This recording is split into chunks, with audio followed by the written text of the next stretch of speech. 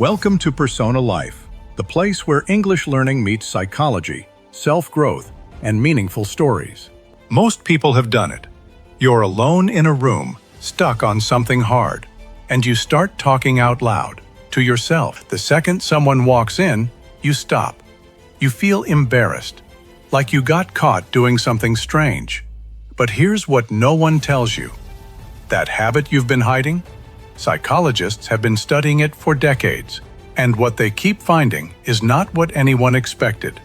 Research suggests that self-talk can improve emotional regulation, focus, problem-solving, and performance on a variety of cognitive tasks.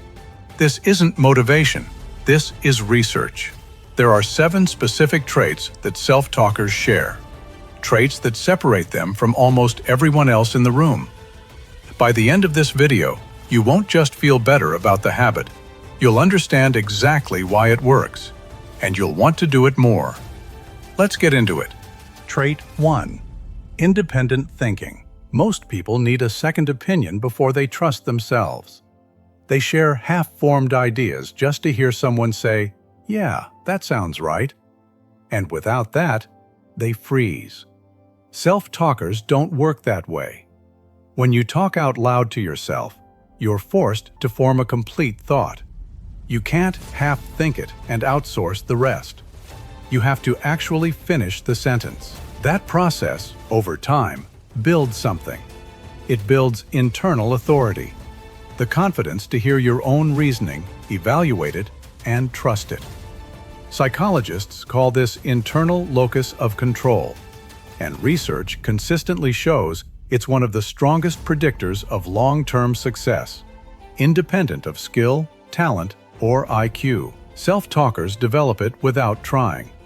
Most people never build it at all. That one's powerful. But the next trait is the one that surprised researchers most. Trait 2. Emotional control. When you're overwhelmed, anxious, angry, spiraling, what's your first instinct? Most people go deeper in. They keep replaying the same thought, the same feeling on a loop. And it gets worse. Self-talkers do something different, and there's a specific technique behind it. Psychologist Ethan Kross at the University of Michigan found that when people talk to themselves in the third person, "What should she do right now?" instead of "What should I do?" something changes in the brain. The emotional charge drops. The prefrontal cortex re-engages.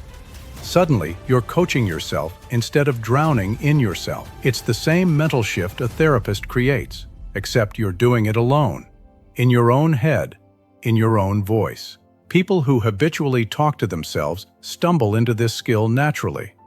They're harder to destabilize, and when they are, they recover faster.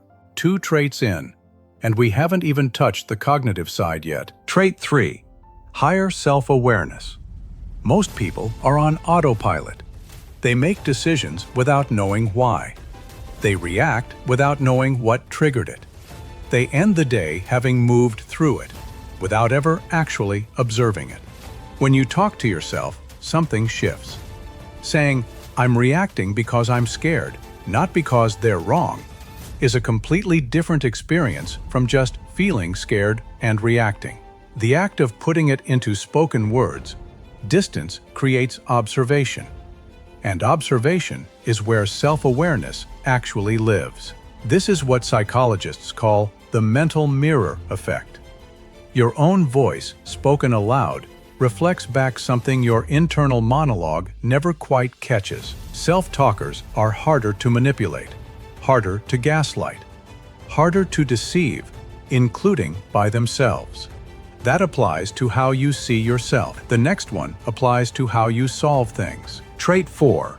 Sharp problem solving. Here's the thing about problems in your head. They stay fuzzy, vague, circular, massive. The moment you say the problem out loud, it gets smaller. Not because it changed, because language forces structure. You can't say everything is a mess out loud for very long without your brain demanding specifics. What exactly is a mess? Which part? What would fix it? This is called the self-explanation effect. Research from Carnegie Mellon University shows that people who talk through problems out loud catch their own errors in real time. Errors that silent thinkers miss completely. You become your own diagnostician, your own second opinion, without needing anyone else in the room. That's problem solving. But self-talk does something even more interesting when there's no problem to solve at all. Trait 5. A more creative mind. Creativity isn't about having better ideas. It's about connecting ideas that don't obviously belong together. When you talk to yourself, you naturally start playing both sides. What if I did it this way? But what if that creates this problem? Okay, but what if I combined it with that? It's a real-time brainstorm with no social pressure. No one to judge the half-baked idea. No performance, just the thought. That low-stakes exploration is exactly where unusual connections get made. The kind that don't happen when you're trying to sound smart in a meeting. Self-talkers give themselves permission to be wrong in real time. And that's the only environment where genuinely new thinking can happen. Focus is next.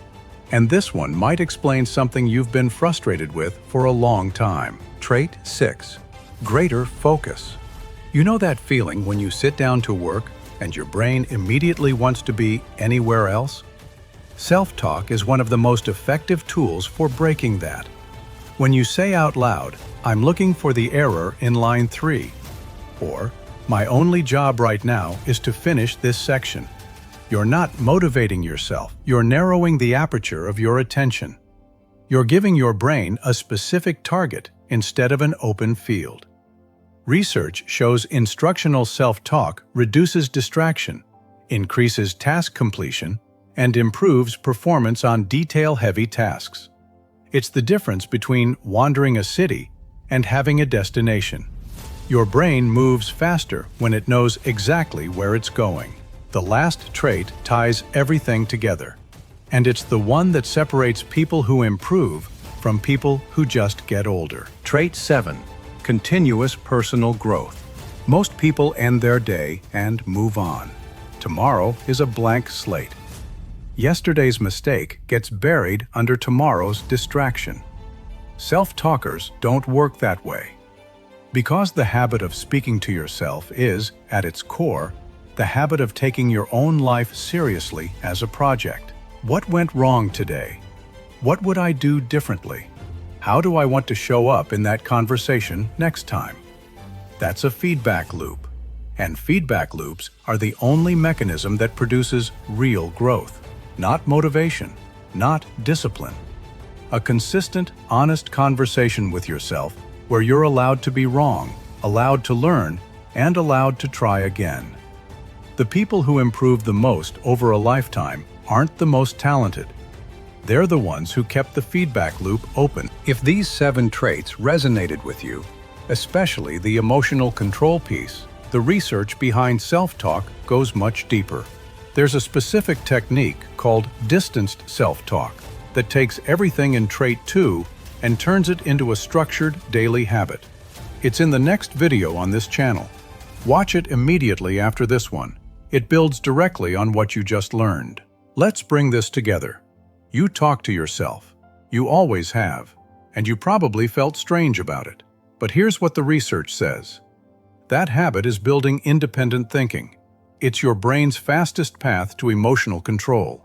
It's creating self-awareness that most people never develop. It's solving problems, making creative connections, sharpening focus, and running a feedback loop that compounds over a lifetime. You're not weird. You're doing what high-functioning minds do quietly, consistently, and without an audience. The only question now is whether you do it on purpose. Comment "rare" if you've ever felt embarrassed about talking to yourself. Share this with someone who does it. They need to hear that it's a strength, not a flaw.